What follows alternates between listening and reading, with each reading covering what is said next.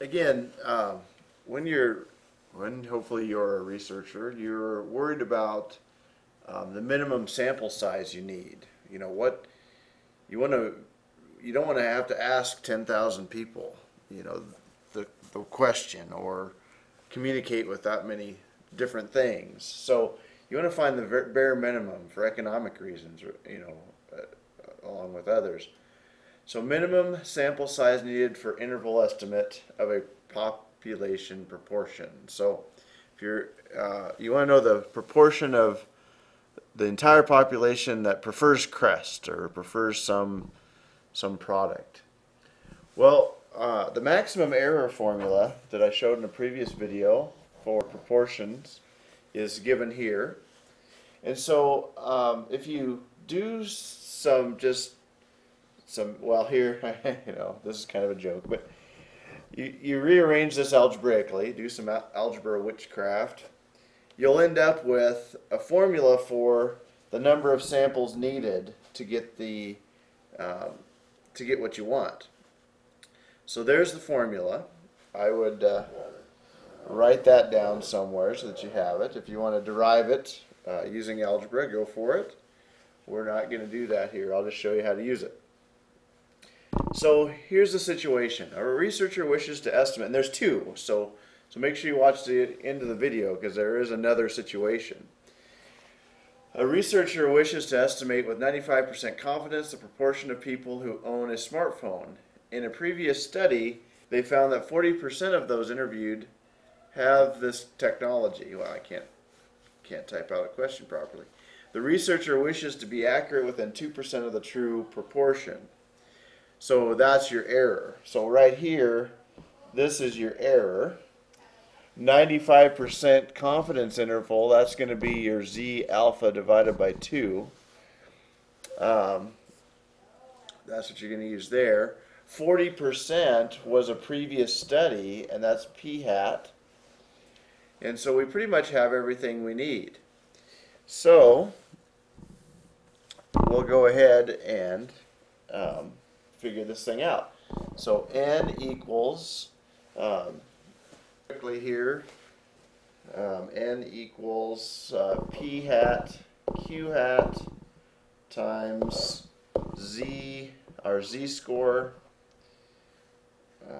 divided by your standard error squared. So p hat was 0.4, so q would be 0.6 times our standard error. We want a 2%, we want to be accurate within 2% squared, and so we need our z-score.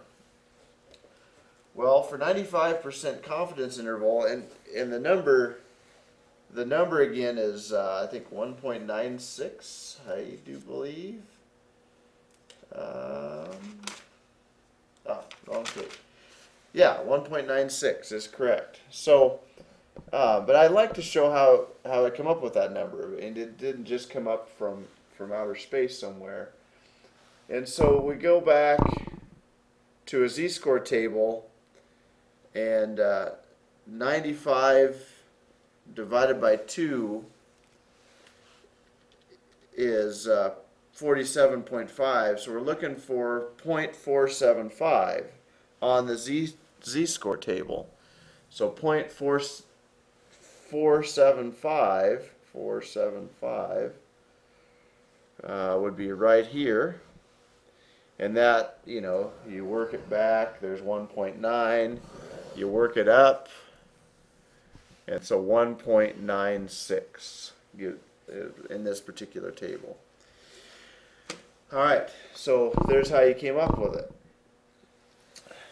So now we'll go ahead and finish this thing up and find out the sample size I need. So you get a calculator out, you multiply this stuff out, and you should end up with 2,304.96. So we are going to need to survey 2,305 people. So there you have it. Now, the other situation 2 is if you didn't have anything beforehand. You didn't know the population, or there was no survey done prior.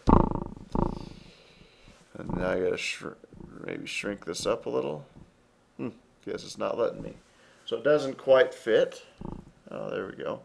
Oh, there we go. Now we're getting somewhere. So a researcher wishes to estimate with 99% confidence the proportion of people who own a 3D printer at home. It's pretty new technology. There's never been a study to estimate this. The researcher wishes to be accurate within 1% of the true proportion. So this study's never been done. Who knows why you'd want to know that? Maybe you work for the company and want to know how many to make this year, whatever. But 99% confidence, that's going to change our z-score. And, what do we use for p-hat and q-hat when there is nothing given? So what you use is whatever would maximize the sample so that you make sure you get enough. And so if you did, if, let's say, p-hat was 0.1, and we want to multiply these. So if it was 0.1, and then that would mean Q would be 0.9, and that would be 0.09 if you multiplied them together. Kind of a small number. If you go to 0.5 and 0.5, you get 0.25. So, and then if anything up to that point, so 0.2, and this would be 0.8. That's 0.16, 0.3, and this would be 0.7. That would be 0.21. We're approaching 0.25. Then once you break this and you go the other way, so now this is 0.6. Well, this would be 0.4. That's 0.24. So, it's a quadratic pattern there. But so we've got 0.25 is our the maximum it could be anyway. So you can just go ahead and assume that. So now my sample space, use everything else. If you want 99% accuracy, we're going to go with, and you only want an error of 1%, we're probably going to have a rather large sample space. Maybe it'll be too large. We'll see. So again, using the formula, let me write it down so we have it. P-hat, Q-hat times, and I'm starting to memorize it, Z alpha divided by 2 over E, our standard error squared. All right. So that would be 0.5 times 0.5 times whatever our z-score is, and we know our standard error is 0.01 squared. So let's go find that z-score. So 0.99 divided by 2 is 0.495. So z of 0.495. So let's look that baby up on the z-score table. All right, 0.495. It's probably in between a couple, but well, there it is, 0.4949 or 0.4951. It's right in between those two. So going across, it looks like it's 2.5, and then going up is 2.575. 2.575. Okay, so 2.575. So that would be 2.58. Let's just use that. Okay, and then we're ready to roll.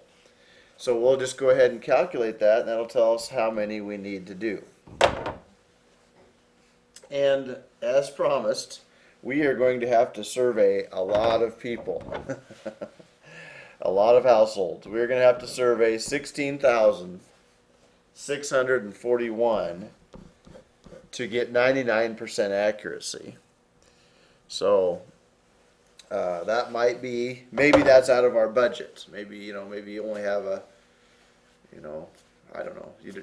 Maybe you only have a couple $1,000s to do this with, and every phone call's $1. Well, this is probably out of our, going to blow our budget, and we're going to have to do something else. So to change that, you could probably go with a smaller confidence interval. Maybe you only want to be 90% confident, or maybe 68% confident is good enough. So it just depends. You can reduce that number with just to be less confident.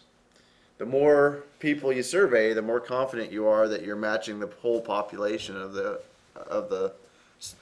people we're dealing with, or the things we're dealing with. So hope this helps. Best of luck, and I will see you next time.